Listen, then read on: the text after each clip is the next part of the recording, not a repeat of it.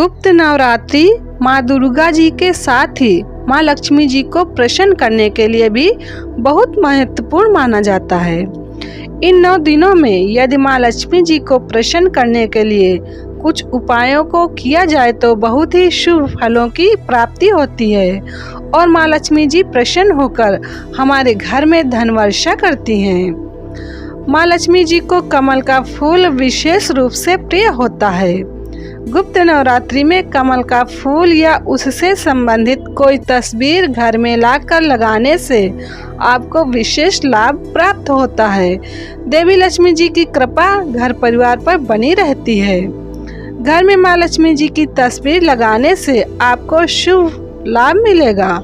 गुप्त नवरात्रि में माँ लक्ष्मी जी की तस्वीर लगाने से आपको देवी लक्ष्मी जी की विशेष कृपा प्राप्त होगी। ध्यान रखें कि तस्वीर ऐसी होनी चाहिए कि जिसमें लक्ष्मी जी कमल के फूल पर विराजमान हो और उनके हाथ में सोने के सिक्के हों। मोर का संबंध भगवान कृष्ण जी से होता है और कृष्ण जी को भगवान विष्णु जी का ही अवतार माना जाता है, इसलिए माँ लक्ष्मी जी को मोर पंख बहुत प्रिय होते हैं। मान्यता है कि गुप्त नवरात्रि में इन्हें घर लाने से आपकी सुख समृद्धि में वृद्धि होगी और आपके ऊपर ईश्वर की कृपा बनी रहेगी और लक्ष्मी जी प्रसन्न रहेंगी। गुप्त नवरात्रि में लाल आसन पर बैठकर माँ लक्ष्मी जी की आराधना करें। माँ को लाल कपड़े में रखकर 2 लौंग पूरे 9 दिन चढ़ाएं। हर दिन कपूर से उनकी आरती करें।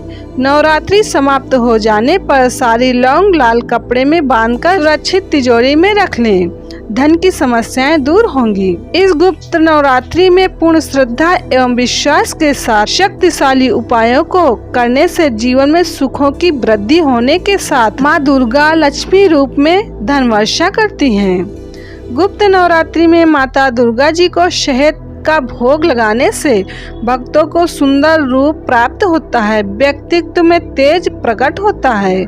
गुप्त नवरात्रि में माँ दुर्गा जी की आराधना लाल रंग के कमल के आसन पर बैठकर करना अति उत्तम माना गया है। इससे सभी मनोकामनाओं की पूर्ति होती है।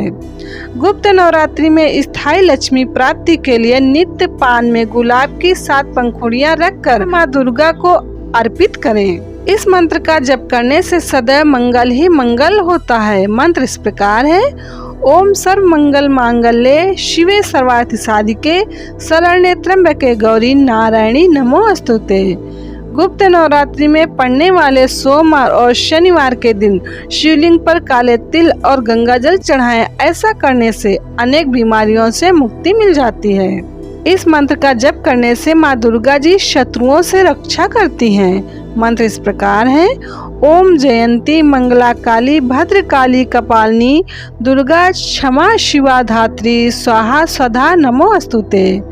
गुप्त नवरात्रि काल में प्रातः काल श्री राम रक्षा स्तोत्र का पाठ करने से हर कार्य सफल होते हैं। कार्यों के मार्ग में आने वाली समस्त विघ्न बाधाएं शांत होती हैं।